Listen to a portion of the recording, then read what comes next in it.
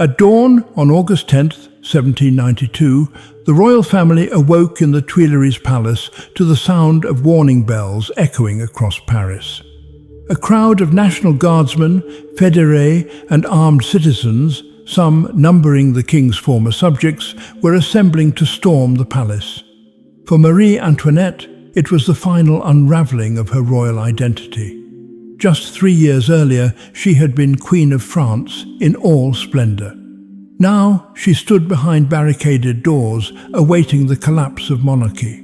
The Tuileries had become the royal family's gilded prison after their failed escape attempt to Varennes in June 1791. That attempt shattered what little trust remained between the king and the revolutionaries. From that point, public hostility intensified, not just toward Louis XVI, but especially toward Marie Antoinette, who was derided in pamphlets and caricatures as Madame Deficit and accused of undermining France from within. Her Austrian birth only deepened suspicions of treachery. As insurgents surged toward the palace on that August morning, the royal guards, Swiss mercenaries loyal to the king, held their ground. But Louis XV, hesitant and indecisive, refused to authorize force. Instead, he led his family across the gardens to seek protection from the National Convention in the nearby Legislative Assembly. The palace was left behind, and within hours it was overrun. Hundreds died in the ensuing violence, including dozens of the king's guards. That same day, the monarchy was suspended. The royal family was taken under armed escort to the Temple, a medieval fortress in Paris. Marie Antoinette's transformation from queen to prisoner was now complete. No longer referred to with royal titles, she was simply the widow Capet in revolutionary discourse, even though the king still lived. She would never again sleep in a palace. Alone in the Conciergerie, the Queen's terrifying imprisonment. On the night of August 2, 1793, municipal officials of the Paris Commune entered the Temple prison and informed Marie Antoinette she was to be transferred.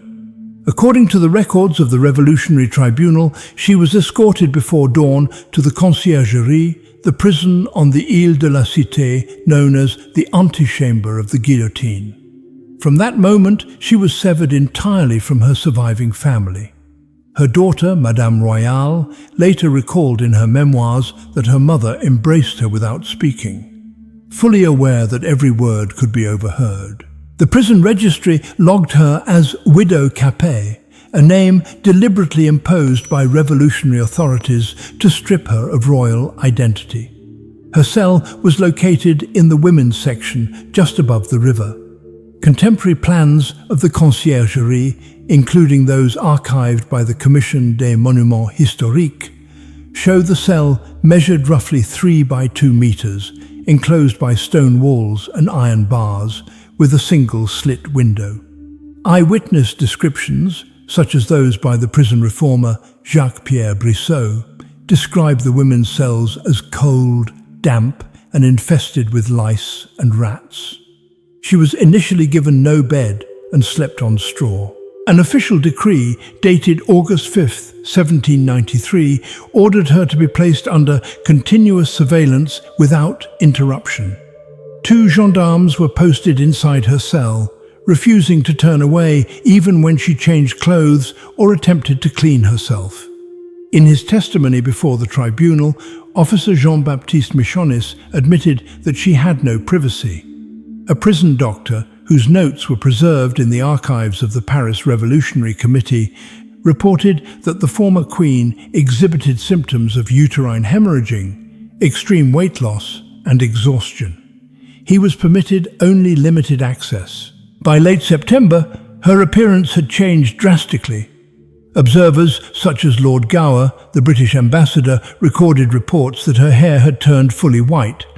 In a final act of defiance, Marie Antoinette attempted to smuggle a note to her sister-in-law, Madame Elisabeth. The letter, now preserved in the Archives Nationales, was intercepted and never delivered. In it, she wrote simply, "I have nothing left to hope for in this world." The humiliation of the trial, a queen on the stand. Marie Antoinette's trial before the Revolutionary Tribunal began on the morning of October 14, 1793, in the main hall of the Conciergerie. Official transcripts, later published in the Bulletin du Tribunal Révolutionnaire, show that the charges against her were not limited to treason. She was accused of orchestrating counter-revolutionary plots, colluding with foreign powers, and, most notoriously, of committing incest with her young son, the Dauphin Louis Charles. This last accusation, based on claims extracted from the child while imprisoned, was denounced even by some revolutionaries as a political tactic. The trial was overseen by Antoine Quentin Fouquier-Tinville, the public prosecutor of the tribunal, known for his role in organizing swift executions. The courtroom was surrounded by armed guards and packed with selected spectators loyal to the Jacobins. According to reports by British diplomat Francis Jackson, who received first-hand accounts from observers, the atmosphere was one of spectacle rather than justice. Marie Antoinette appeared in a black dress and white bonnet. Eyewitnesses, such as the journalist Prudhomme, noted her sunken eyes and pallor, though he acknowledged that she maintained a firm posture. When asked about her correspondence with foreign powers, she denied involvement in military plots. In response to the incest accusation, her only words, recorded in the official minutes, were, "I appeal to all mothers." The courtroom reportedly fell silent, as even her enemies hesitated to press further. Testimony was mostly based on rumors and distorted interpretations of her private letters, many of which had been seized during the invasion of the Tuileries in 1792. The so-called armoire de fer, a hidden safe discovered in the Tuileries palace, was presented as evidence of her secret dealings. However, many of the documents were either ambiguous or unrelated to her direct actions. After 2 days of testimony, with minimal defense and no opportunity to call witnesses, the jury returned a unanimous verdict: death by guillotine. She showed no visible reaction. The verdict was read aloud in court at 4 a.m. on October 16th. She was given only a few hours to prepare for her execution. The cart ride to death, a queen's final moments. At 7 a.m. on October 16th, 1793, Marie Antoinette was awakened in her cell in the Conciergerie. According to the prison records and the account of Marie Grosholz, later known as Madame Tussaud, who was present in the prison during that period, she was allowed to change into a plain white chemise and had her hands bound behind her back. Unlike her husband, Louis XVI, who had been executed in January, she was not offered a closed carriage. Instead, she was placed in an open wooden cart, the same used for common criminals. The route from the Conciergerie to the Place de la Révolution was deliberately slow. Contemporary police reports describe the escort as composed of gendarmerie and National Guards, with mounted troops flanking the cart. The execution procession passed through Rue Saint-Honoré, where thousands of spectators lined the streets. One of the most detailed accounts comes from Jacques Roux, a radical revolutionary who observed the procession and noted that the former queen was silent, her head held upright, her gaze fixed straight ahead. The cart ride lasted over an hour, and multiple witnesses commented on her physical appearance. Her white hair had been cut short by the executioner's assistant, as was customary before decapitation. At the scaffold, Henri Sanson, the executioner, helped her ascend the steps.